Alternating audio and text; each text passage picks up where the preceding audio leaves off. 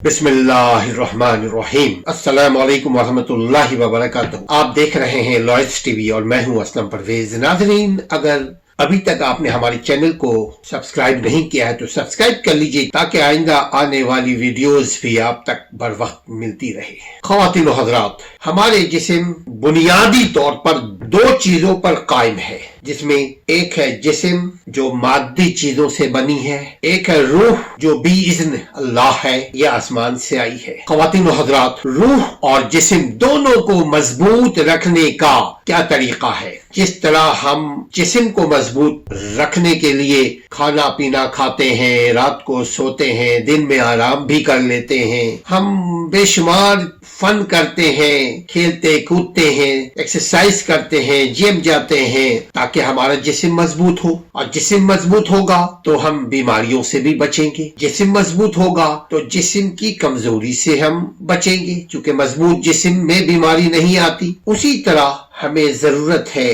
अपने रूह को मजबूत करें, अपने सोल को ताकत पहुंचाएं, अपने सोल को भी मजबूत करें, अपने जिस्म के साथ अपने रूह को भी मजबूत करने की कोशिश करें। जिस्म को मजबूत करने का खाने पीने का तरीका है, जबकि रूह को मजबूत करने का खाने पीने के साथ साथ, चूंकि खाना पीना खाएंगे तो राहत महसूस करेंगे, खाना पीना खाएंगे तो सुकून महसूस करेंगे, खाना पीना खाएंगे और हजम होगा तो अपने आप को हम फिट महसूस करेंगे। बिल्कुल उसी तरह हमें जरूरत है अपने रूह को भी ताकत बख्शना, रूह को भी मजबूत बनाना, रूह को भी एक्टिव बनाना, रूह को भी स्मार्ट बनाने की कोशिश करना। नाज़रीन, बहुत आसान तरीका है। अच्छाई को अपना ले, एहसान को अपना ले, दर्दमंदी को अपना ले, अपनी जिम्मेदारी को अपना ले, एहसन तरीके से अंजाम देने लगे, अपनी जिम्मेदारी को अच्छे तरीके से अंजाम देने लगे। जितनी हमारी सलाहियत है, ताकत है, इतना बस हमारी रूह को सुकून मिल जाएगा। रूह को सुकून हासिल करने के लिए, रूह की मजबूती के लिए या रूह को मजबूत करने के लिए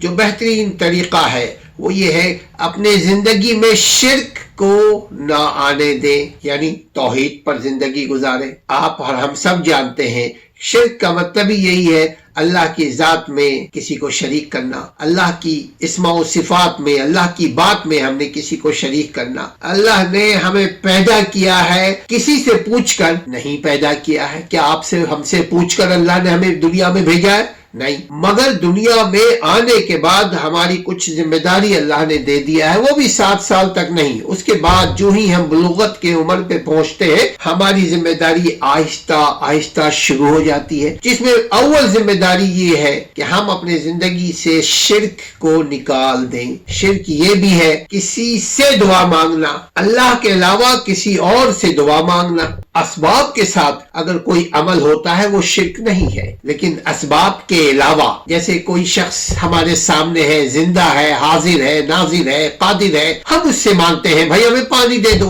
हम अपने बीवी से, बच्चों से, दोस्तों से, भाई से, बहनों से, पड़ोसी से हम कोई काम लेते हैं, क्योंकि वो जिंदा है और वो कादिर है, वो कुदरत रखता है वो काम करने का, और वो जायज भी हो शरीयत में। ये नहीं हम गलत चीज नहीं डिमांड करें, गलत चीज की डिमांड करेंगे हमारी रूह को सुकून नहीं मिलेगा। तो हम अपने रूह को सुकून के लिए जरूरी ये है, रूह की मजबूती के लिए जरूरी ये है, रूह को ताकतवर बनाने के लिए जरूरी ये है कि एक अल्लाह को अपना रब माने पैदा करने वाला, पालनहार, जिसने हमें पैदा किया वही जिंदगी दिया और वही मौत देगा, और जिंदगी मौत के बीच में जितनी भी हमारी जरूरतें हैं सिर्फ वही पूरा करने वाला है, पूरा करने पर कादिर है, कुदरत रखता है। वो असबाब ये जिस्म को बनाएगा।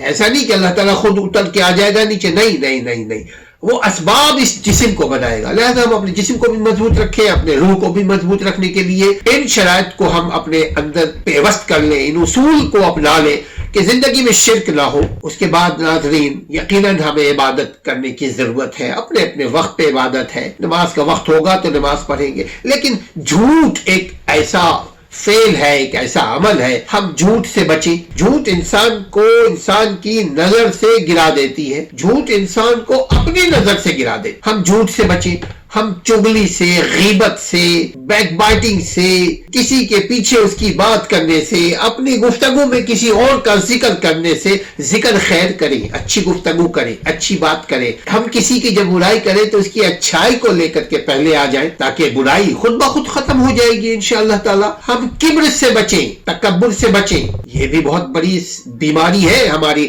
روح کو زخمی لہو لہان کر دینے والی یہ بیماری ہے ناظرین۔ اس کے بعد بے وفائی سے بچیں۔ بے وفائی کیا ہے؟ یہ شاعرانہ لفظ ہے۔ بے وفائی کا مطلب یہ ہے کہ سب سے پہلے ہم اپنے خالق سے وفادار ہوں جس نے ہمیں پیدا کیا، اس کے بعد ہم اپنے ماں باپ کے وفادار ہوں جس کو ذریعہ بنایا، وسیلہ بنایا ہمارے دنیا میں آنے کا، سبب بنایا ہماری دنیا میں آنے کا، ہم اس سے وفادار رہیں۔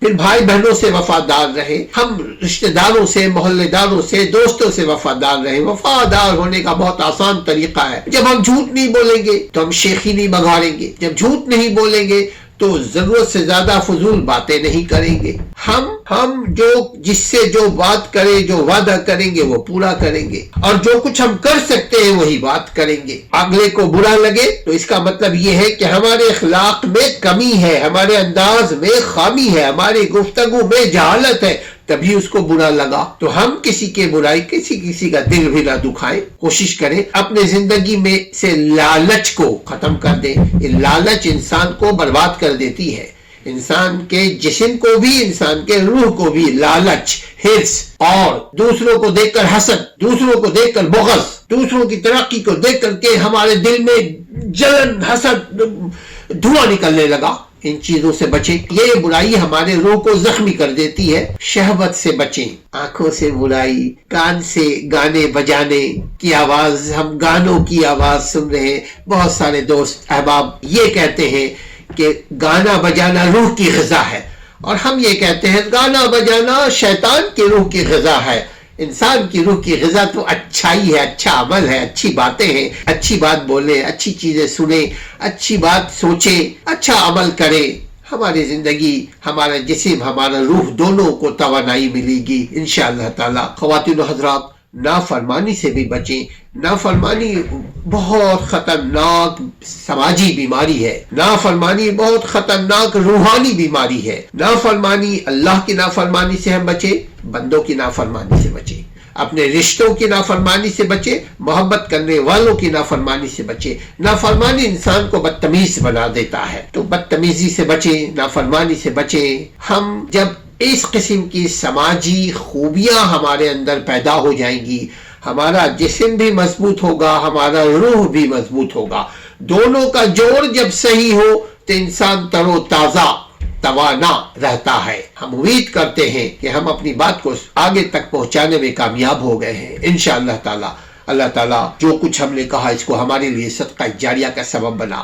ناظرین، اپنا ان ساری باتوں پہ خیال رکھیے کہ زندگی میں اپنے دل کو صاف رکھیے، اپنے دل کو کسی انسان کے لیے بغض، حسد، کینہ نہ رکھیں۔ ہماری زندگی شاندار رہے گی، شرک نہ ہو، ہمارا رب راضی رہے گا۔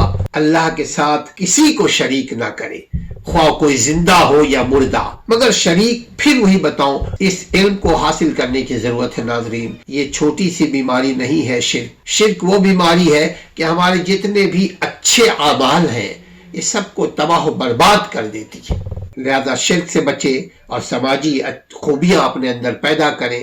جن رشتوں میں ہم جڑے ہوئے ہیں، اللہ نے ہمیں جن رشتوں کے ساتھ پیدا کیا ہے، ہم ان رشتوں کے ساتھ وفادار رہیں، یعنی ہم اس کے جو رولز ہیں، اس کے ریکوائرمنٹس ہیں، اس کو ہم پورا کریں۔ اپنا بہت خیال رکھیے گا۔ جب آپ اچھے ہوں گے، آپ کے گرد ساری چیزیں اچھی ہو جائیں گی۔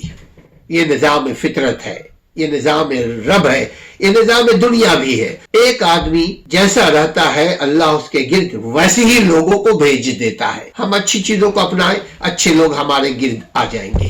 اپنا اور اپنے گھر والوں کا اور ہمارے چینل کا بھی خیال رکھیے۔ السلام علیکم ورحمۃ اللہ۔